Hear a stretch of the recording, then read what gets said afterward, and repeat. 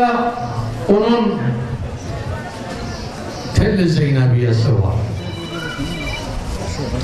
O Telli'de hanım Zeynep'in gözyaşı var. Orası Zeynep'in nale ettiği yerdir. Yaralı kardeşine ağlayıp baktığı yerdir. Kerbela'da kan akar, can çıkar. Neyzelere natık Kur'an çıkar.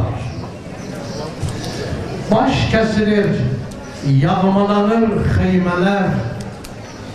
Aşık olan kana boyanmayı sever. Abbas'ın alemi düşer ellere. Korkulu kızlar düşer çöllere.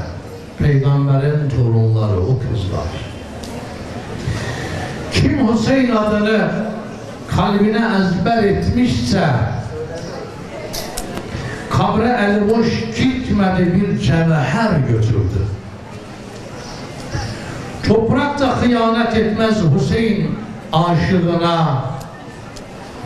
Kabir bilir kendisine gelen cevher aşkıdır. Her kim Hüseyin kapısında kocaldı, ucaldı. Bu kapıda kocalmak Azeri dilinde Türkçesi yani yaşlanmak. Her kim Hüseyin kapısında kocaldı, yaşlandı, ucaldı, yüceldi.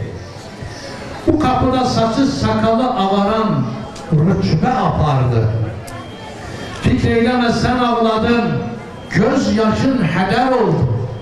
Bu dökeceğin gözyaşı emin ol heder olmaz, yere dökülmez. Nereye gider? Zer kadrini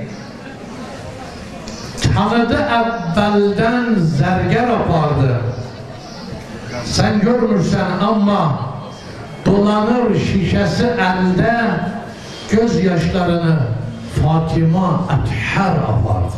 Gözyaşlarını toplayan Hazreti Fatıma, Hüseyin'in anası. İmam Rıza aleyhisselam Medine'den Horasan'a getirildi. Horasan'da bir meddah geldi İmam Rıza'nın yanına. İmam Rıza buna dedi ki bir mersiye oku. Cendim Hüseyin'in mersiyesini oku. Meddah mersiyeyi okudu müminler. Bayanların da ağlama sesi duyuluyordu. Bayan ağlama sesi, öyle diyeyim. Mersiye bitti, bu meddah 8. imam, 12 imamın 8.'sine az önce ne dedim? Biz dil açtığımızda dedelerimiz, nenelerimiz bize Ehl-i Beyt'in adını ezberlettiler. Hüseyin'in adıyla analarımız bize süt verdi. Biz o adı asla unutmayız, vazgeçmeyiz. Hazreti Ali, İmam Hasan, İmam Hüseyin, İmam Zeynel Abidin, Muhammed Bakır, Cafer-i Sadık, Musa Kazım, Ali-yur Rıza, Muhammed Taki, Ali-yun Naki, Hasan-ül Askeri, Mehdi-yü Sahib-ü Zaman, bunlar bizim ezberimiz olmuş. İşte bu 12 imamın 8.'si İmam Rıza aleyhisselam o Ehl-i Beyt meddahına dedi ki, ağlayan kadın sesi niye merak ettin? Niye ilgileniyorsun? Mersiyeni okudun, çık git. Dedi Peygamberin evladım, merak ediyorum. Bu kadının sesi, bu ağlayan kadın kimdi? Çok ısrar etti.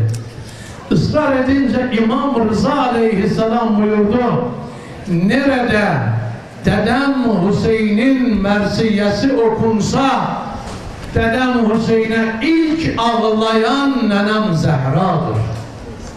İlk ağlayan Peygamber kızı Hazreti Fatıma-tuz Zehra'dır. Hilal dedi ki, Hilal Yezid'in askerlerinden birisiydi. Geldim diyor, İmam Hüseyin'in o susuz halini gördüm. O perişan halini gördüm. İmam Hüseyin aleyhisselama acıdım. Yüreğim sızladı. Dedim gideyim Fırat'tan bu garibe, bu susuza biraz su getireyim. Oğullarını gözlerinin önünde başlarını kesmişler. Ekber gibi oğlunun başı kesilmiş. Ali Ekber İmam Hüseyin aleyhisselamla o son dakikalarında İmam Hüseyin diyor oğlu Ali Ekber'e sadece şunu dedi. Dedi oğlum aç bir defa gözünü babanın yüzüne bak. Aç bir defa gözünü, derdini babana söyle. Böyle bir oğlu kaybetmiş. Ebelfez gibi kardeşini kaybetmiş. Dedi gideyim bu susuza, bu garibe bir yudum su getireyim. Diyor gittim Fırat'tan bir tas su doldurdum. Katiligaha, o savaş meydanına geldiğimde baktım Şimr'in elinde İmam Hüseyin'in kesik başı var. Şimr İmam Hüseyin'in başını kesmiş. Ama eli titriyordu. Dedim Şimr, sen ki İmam Hüseyin aleyhisselamın, İmam Hüseyin'in başını kestin. Peki elin neden titriyor? Kestin, bitirdin artık. Elinin titremesi nedendir? Dedi ben bunun başını kestiğim zaman bir hanımın sesi kulağıma geldi. Diyordu ki anasının garibi Hüseyin'im var. Anasının garibi Hüseyin'im var. Erbe'in günü İmam Hüseyin'in şehadetinin 40. günü İmam Hüseyin'in çocuklarını getirdiler Kerbela'ya. O çocuklar gittiler Fırat'tan su doldurdular. Koşarak gittiler Katligaha. Bu çocuklara dediler nereye koşuyorsunuz? Dediler Aşura günü babamız susuzluğuna su götürüyoruz. Kendileri su içmemişlerdi. Erbeğinde babalarına su götürüyorlardı. Müminler Aşura bizim dinmeyen yaramızdır.